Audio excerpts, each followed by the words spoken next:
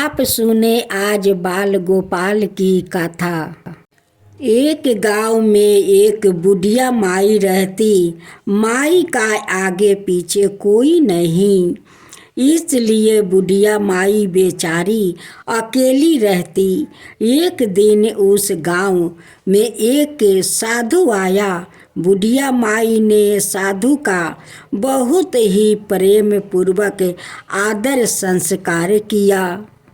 जब साधु जाने लगा तो बुढ़िया माई ने कहा, महात्मा जी, आप तो ईश्वर के परम भक्त हैं, कृपा करके मुझे ऐसा आशीर्वाद दीजिए जिससे मेरा अकेलेपन दूर हो जाए। अकेले रह रह करके ऊब चुकी हूँ।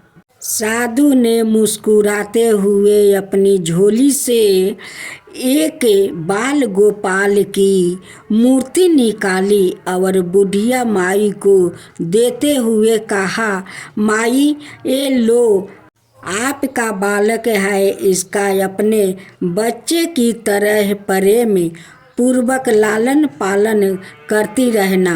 बुढ़िया माई बड़े लाड प्यार से ठाकुर जी का लालन पालन करने लगी। एक दिन गांव के कुछ शरारती बच्चों ने देखा कि माई मूर्ति को अपने बच्चे की तरह लाड दुलार कर रही है। नटखट बच्चों को माई से हंसी मजाक करने की सूझी। उन्होंने माई से कहा, आरी मैया, सुन, आज गांव में जंगल से एक भेड़िया घुस आया है जो छोटे बच्चों को उठाकर ले जाता है और मार कर खा जाता है। तू अपने लाल का ख्याल रखना, कहीं भेड़िया उसे उठाकर ना ले जाए। बुढ़िया माई ने अपने बाल गोपाल को उसी समय कुटिया में विराजमान किया और सवाए लाठी छड़ी लेकर दरवाजे पर पहरा लगाने के लिए बैठ गई। अपने लाल को भेड़िया से बचाने के लिए बुढ़िया माई भूखी प्यासी दरवाजे पर पहरा देती रही। पहरा देते देते एक दिन बीत गया, फिर दूसरा दिन बीत गया, फिर तीसरा दिन बीत गया, फिर चौथा दिन बीत गया, फिर और पांचवा दिन बीत गया। बुढ़िया माई 5 दिन और 5 रात लगातार वैराग्य पलक झपकाए भेड़िया से अपने बाल गोपाल की रक्षा के लिए पहरा देती रही। उस भोली भाली मैया का यह भाव देखकर ठाकुर जी का हृदय प्रेम से भर गया। अब ठाकुर जी को मैया के प्रेम का प्रत्यक्ष रूप से आस्वादन करने की इच्छा हुई। भगवान बहुत ही सुंदर रूप धारण कर वस्तु भूषणों से सुसज्जित होकर माई के पास आए। ठाकुर जी के पाँव की आहट पाकर माई डर गई कि कहीं दुष्ट भेड़िया तो नहीं आ गया मेरे लाल को उठाने। माई ने लाठी उठाई और भेड़िया को भगाने के लिए उठ खड़ी हुई। तब श्याम सुंदर ने कहा, मैया, मैं हूँ, मैं तेरा वही बालक हूँ जिसकी तुम रक्षा करती हो। माई ने कहा, क्या, चल हट, तेरे जैसे बहुत देखा है, तेरे जैसे सैकड़ों अपने लाल पर निछावर कर दूं। अब ऐसे मत कहिए, चल भाग जा यहाँ से। ठाकुर जी मैया के इस भाव और एक निष्ठा को देखकर बहुत ज़्यादा प्रसन्न हो गए।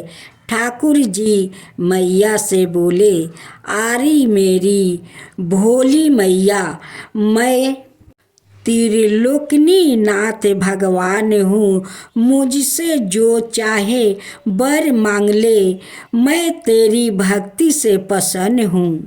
बुढ़िया माई ने कहा, अच्छा आप भगवान हो, मैं आपको 100 प्रणाम करती हूँ। कृपा करे मुझ पर और ऐसा वरदान दीजिए कि मेरे प्यारा लाला को भेड़िया ना ले जाए। अब तो ठाकुर जी और ज़्यादा प्रसन्न होते हुए बोले, तो चल मैया, मैं तेरे लाला को और तुझे अपने निज धाम ले चलता हूँ, वहाँ भेड़िया का कोई भय नहीं है। इस तरह प्रभु बुढ़िया माई को अपने निज धाम ले गए। इस कहानी से शिक्षा मिलती है कि हमें अपने अंदर बैठे ईश्वर की अंश की काम क्रोध लोभ मोह और अहंकार रूपी भेड़िया से रक्षा करनी चाहिए।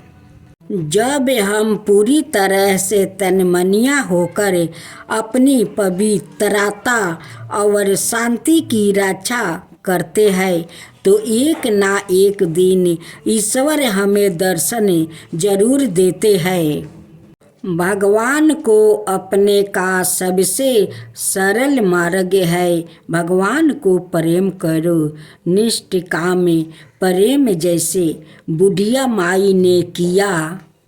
मार्गशीर्ष महीने में एक बुढ़िया माई तुलसी को सिंचती और कहती कि हे तुलसी माता, सत्य की दाता, मैं तेरा बिलरा सिंचती हूँ, मुझे बहू दे, पीतांबर की धोती दे, मीठा मीठा गस दे, बैकुंठ में वास दे, चटक की चाल दे, पटक की मौत दे, चंदन का काट दे, रानी सा राज दे, दाल भात का भोजन दे, 11 की मौत दे, कृष्णा जी का कंधा दे। तब तुलसी माता यह सुनकर सूखने लगी।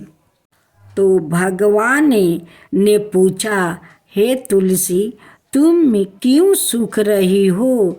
तुलसी माता ने कहा कि एक बुढ़िया रोज आती है और यह बात कह जाती है, मैं सब बातें तो पूरा कर दूंगी, लेकिन कृष्णा का कंधा कहाँ से दूंगी? भगवान बोले, जब वो मरेगी तो मैं आप कंधा दे दूंगा, तुम बुढ़िया माई से कह देना। बाद में बुढ़िया माई मर गई, सब लोग आ गए। जब माई को ले जाने लगे तो वो किसी से ना उठी। तब भगवान एक 12 बरस के बालक का रूप धारण करके आए। बालक ने कहा, मैं कान में एक बात कहूँगा तो बुढ़िया माई उठ जाएगी। बालक ने जब बुढ़िया के कान में कहा, बुढ़िया माई, मन की निकाल दे, पीतंबर की धोती ले, मीठा मीठा गस ले, बैकुंठ का बास ले, चटक की चाल ले, पटक की मौत ले, कृष्णा जी का कंधा ले। ये सुनकर माई हल्की हो गई। भगवान ने कंधा दिया और बुढ़िया माई को मुक्ति मिल गई। हे तुलसी माता, जैसे आपने बुढ़िया माई को मुक्ति दी, वैसे ही सबको देना। तुलसी माता की जय हो, तुलसी माता की जय हो। किसी गांव में एक बुढ़िया माई रहती। उसकी एक बहू थी। जब अगहन का महीना आता तो बुढ़िया माई 12 कोस गंगा नहाने जाती, लेकिन उसकी बहू गंगा नहाने नहीं जाती। वो पीपल में पानी डालकर कहती कि मन चंगा तो कटौती में गंगा, और गंगा जी उसके लिए वही आ जाती। वो भी उस गंगा में अपना अगहन स्नान कर लेती।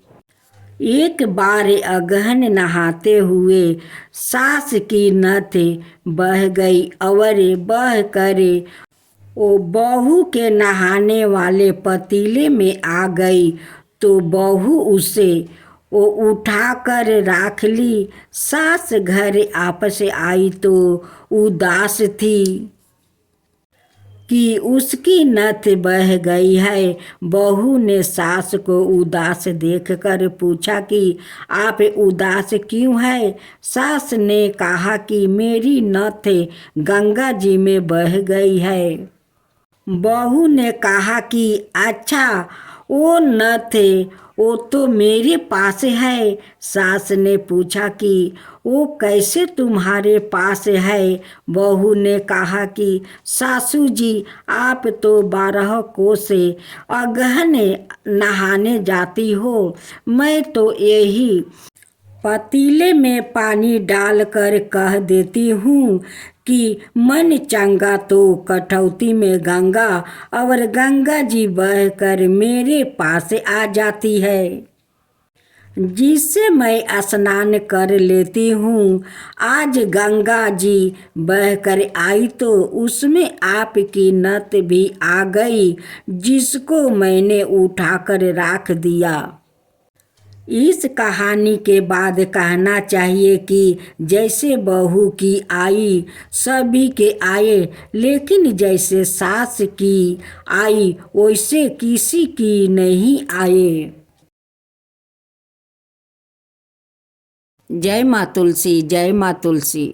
हिंदू धर्म और मान्यताओं के अनुसार हर साल कार्तिक शुक्ल पक्ष की एकादशी को तुलसी विवाह माना जाता है।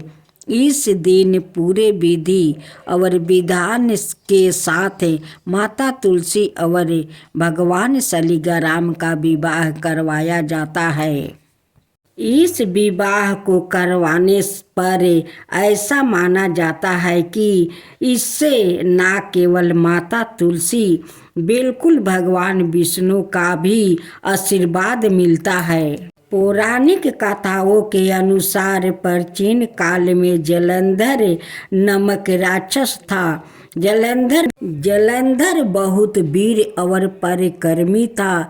तुलसी का विवाह दैत्य राजा जलंधर से हुआ, जो कि बहुत ही पतिव्रता स्त्री थी। तुलसी माता की असली नाम बिंदा था।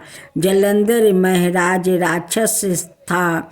अपनी सत्ता के बाद में चूर उसने माता लक्ष्मी को पाने की कामना से युद्ध किया, परंतु समुद्र से ही उत्पन्न होने के कारण माता लक्ष्मी ने उसे अपने भाई के रूप में स्वीकार किया।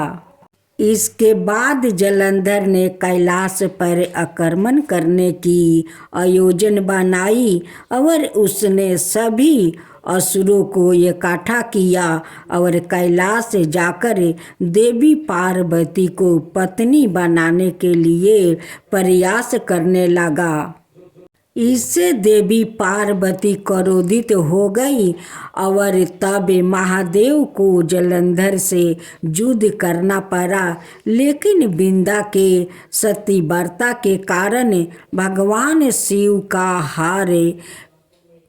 प्रहार जलंधर निष्फल कर देता था। अंत में सब देवताओं ने मिलकर आयोजन बनाई और इसी कारण भगवान विष्णु ऋषि का वेश धारण कर वन में जा पहुँचे, जहाँ बिंदा अकेली बर्मन कर रही थी। भगवान विष्णु के साथ 2 मायावीर राक्षस भी थे, जिन्हें देखकर बिंदा भयभीत हो गई। ऋषि ने बिंदा के सामने पल में दोनों को भस्म कर दिया। उनकी शक्ति देखकर बिंदा ने कैलाश पर्वत पर महादेव के साथ युद्ध कर रहे थे अपने पति जलंधर के बारे में पूछा। ऋषि ने अपने माया जाल से 2 बांदर प्रकट किया। एक बांदर के हाथ में जलंधर का काटा हुआ सिर था, दूसरे के हाथ में धर अपने पति की यह दशा देखकर बिंदा मूर्छित होकर गिर गई। होश में आने पर उन्होंने ऋषि रूपी भगवान से विनती की कि वो इसके पति को जीवित करे। भगवान श्री विष्णु ने अपनी माया से जलंधर का सिर धर से जोड़ दिया, परंतु सवाए भी वह उसी शरीर में प्रवेश कर गए। बिंदा को इस छल का जरा भी आभास नहीं हुआ।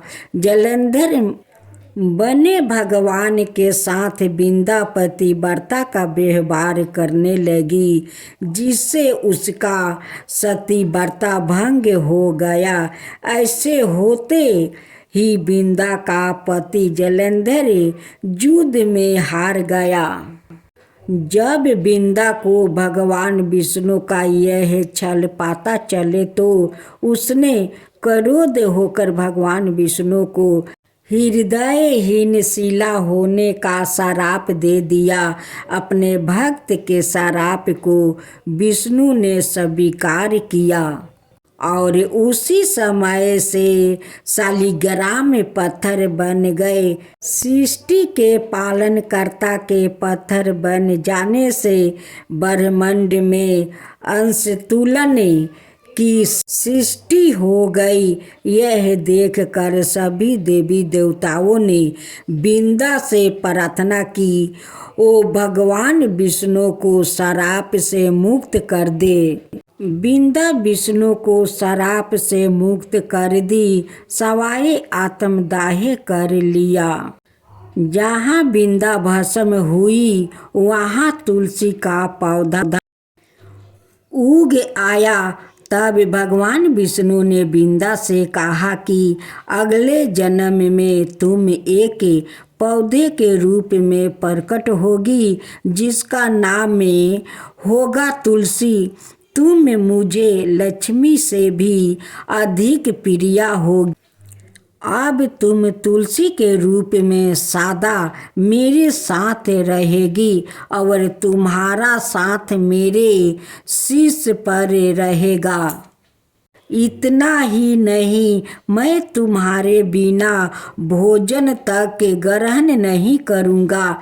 इसलिए भगवान विष्णु या इनके किसी भी अवतार की पूजा के प्रसाद में तुलसी का होना जरूरी होता है।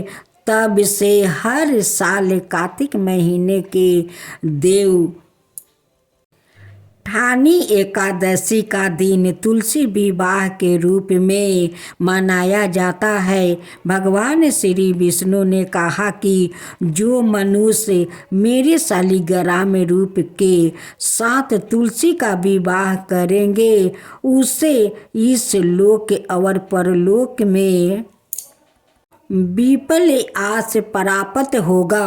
भारत के पंजाब प्रांत में वर्तमान जलंधर नगर जलंधर के नाम से प्रसिद्ध है। जलंधर में आज भी दैत्य राजा जलंधर की पत्नी बिंदा का मंदिर मोहल्ला कोट किशनचंद में स्थित है। मानता है कि यहाँ एक प्राचीन गुफा थी जो सीधी हरिद्वार तक जाती थी। प्राचीन काल में इस नगर के आसपास 12 तालाब हुआ करते थे। नगर में जाने के लिए नाव का सहारा लेना पड़ता था। जो कोई भी सच्चे मन से दिन तक 7 दिन बिंदा देवी की मंदिर में पूजा करता है, उसकी सभी मनोकामनाएं पूर्ण होते हैं।